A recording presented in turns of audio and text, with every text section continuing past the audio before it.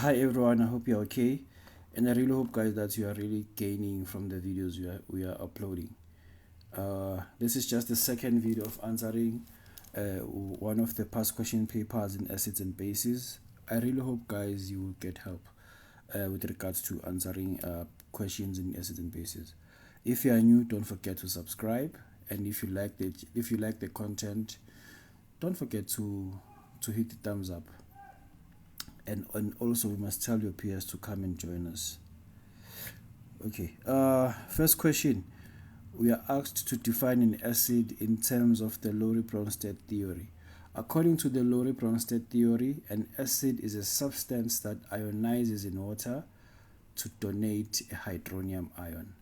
Or you can say it ionizes in water to donate a proton. Or you can simply say an acid is a proton donor. Simple. Okay, and then now we are told that carbonated water is an aqueous solution of carbonic acid. Okay, we are given the equation of carbonic acid there. Not the equation rather, but the molecular formula. And then we are further told that carbonic acid ionizes in 2 steps when it dissolves in water.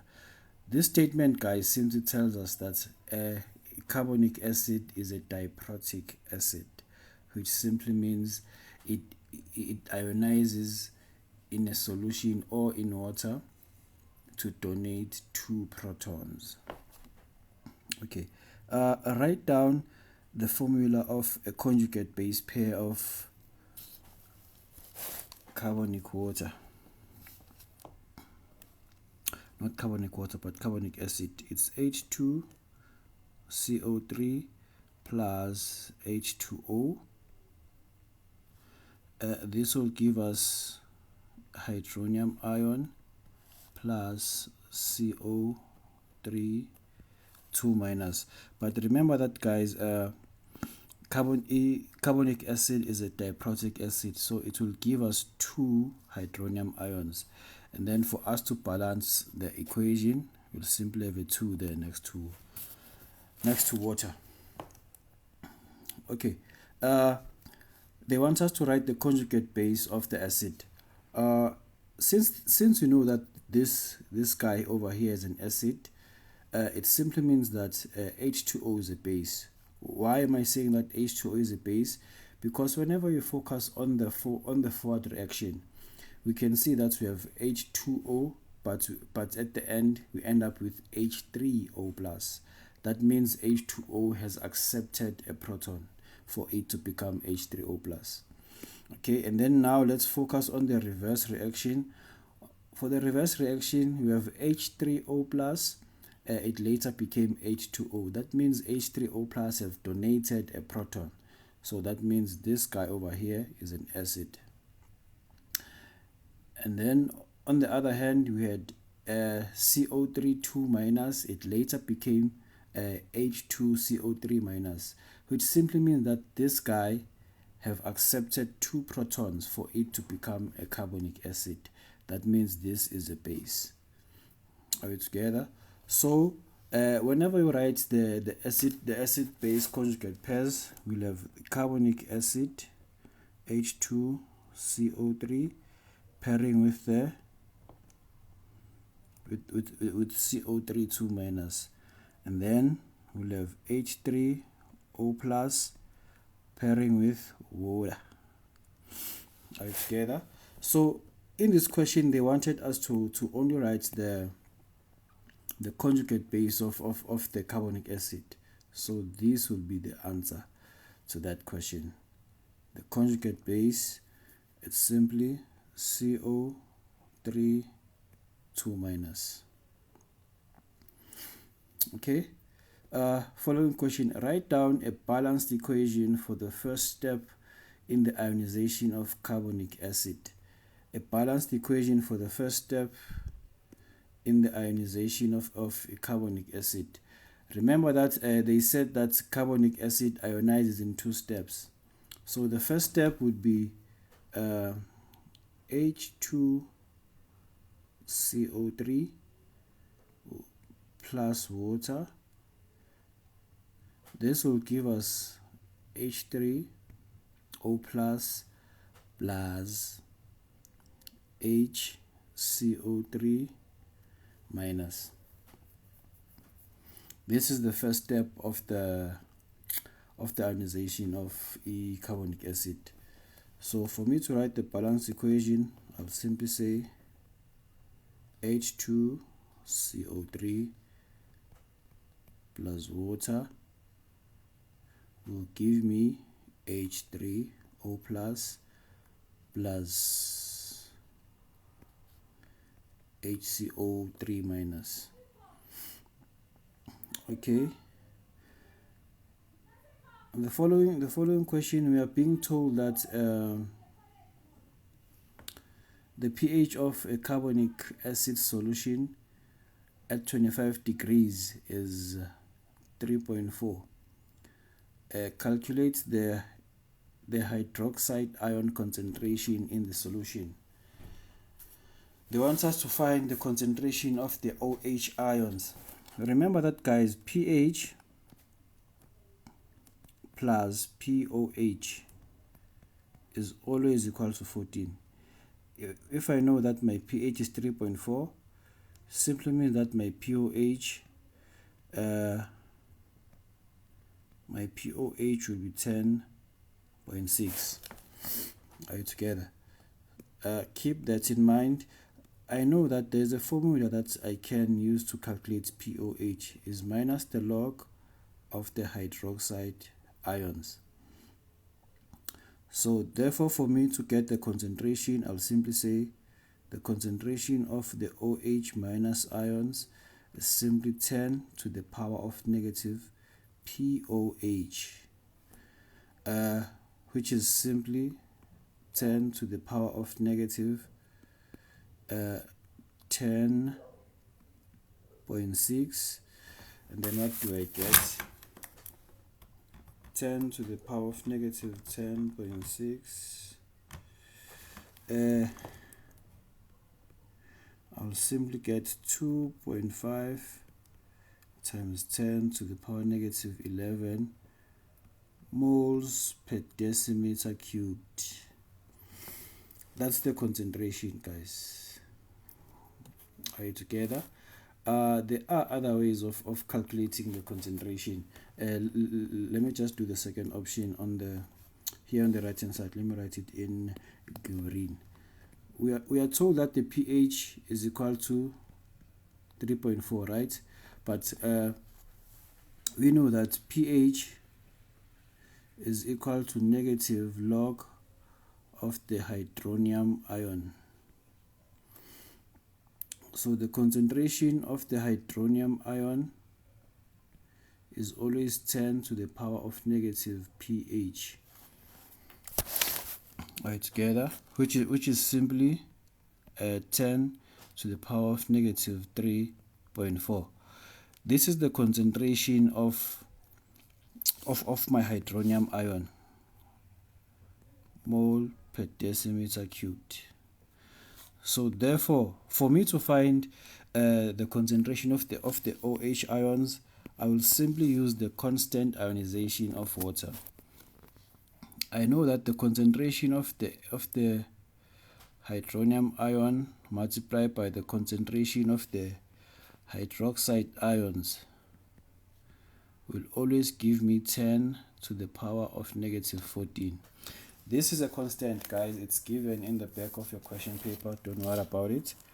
I know that the concentration of the hydronium ions is 10 to the negative 3.4.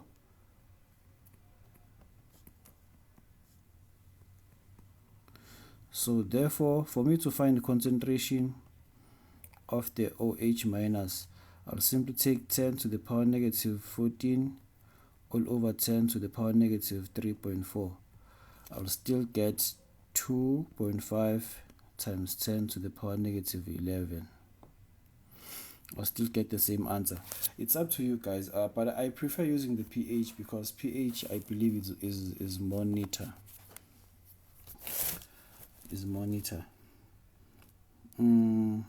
So the concentration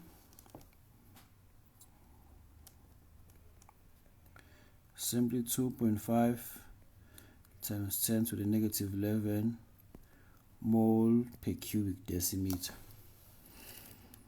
Okay, and then we are told that X is a monoprotic acid. State the meaning of the term monoprotic. Monoprotic means it's simply a substance that have an ability to transfer one proton. Are you together? So since X is a monoprotic acid, it simply means that X can only ionize to donate a single proton. That's the meaning of the term monoprotic. Okay, a sample of acid X is titrated with a standard sodium hydroxide solution using a suitable indicator. At the end point, it is found that 25 cubic centimeters of the acid is neutralized by 27.5 cubic centimeters of the sodium hydroxide solution of concentration of 0.1 mole per cubic decimeter. Calculate the concentration of acid X. Since we are told that, guys, our reaction has reached the end point, we can simply use our titration equation. We only use the titration equation if and only if the acid and the base have completely neutralized. So we can simply say CaVa over Cp Vp is equal to Na Np. Okay, but we're told that we can write this acid in this term. We can say, since we know that it's monoprotic, we'll simply write 1H there, HX plus sodium hydroxide, NaOH. This will give us NaX plus H2O. This will be the balance reaction of our acid-base reaction, guys. Né? It's the balance equation, this one. So we can simply use our titration equation. Né?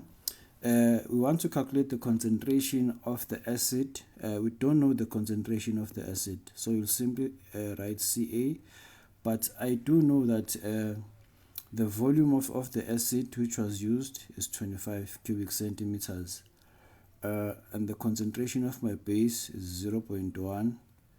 The volume of the base is 27.5. Na and Np, guys, simply represents the stoichiometric coefficients of my acid and base. So it's just 1/1. So therefore the concentration of my acid is simply, let me say, 0.1 multiplied by 27.5 all divided by 25. So the concentration of my acid is 0.11 mole per cubic decimeter. That's the concentration, 0.11 mole per cubic decimeter. Okay. The following question, we are being asked, we are being told that the concentration of the hydronium ions in the sample of acid X is 2.4 multiplied by 10 to the power negative 4 mole per cubic decimeter. And then we are asked, is acid X a weak or a strong acid? Explain your answer by referring to your answer in question 7.3.2. Okay, we can see that, guys, we have, this was the concentration of our acid, right? And we are told that acid X is a monoprotic acid. So I'm expecting that the concentration of my H plus ion to be equal to the one of X, if and only if X is a strong acid. Because remember that, guys, a strong acid ionizes completely. Are you together? So if it doesn't ionize completely, it simply means that the concentration of the hydronium ions will be smaller than that of the actual acid. Are you together? So the concentration of my acid is 0.11 mole per cubic decimeter. However, the concentration of my hydronium ions is 2.4 multiplied by 10 to the power negative 4, which is simply 0.0024 mole per cubic decimeter. Are you together? So this number is smaller than this one. So I can conclude that acid X is a weak acid. Why? Because whenever my acid whenever the acid ionized, it never formed the higher concentration rather of hydronium ions. Are you together? So we can simply say, another reason you can say this is a weak acid because the concentration of the H plus ions is lower than the concentration of the actual acid. Are you together? Because if it was a strong acid, the concentration of the H plus ions was going to be equal to the concentration of the acid. So this acid is a weak acid. I really hope, guys, excuse me, I really hope this was fruitful, and please, guys, stay tuned and wait for more. I've already done 2 of the videos I promised. I'm left with 7 more to do. Thank you for your time. Bye bye.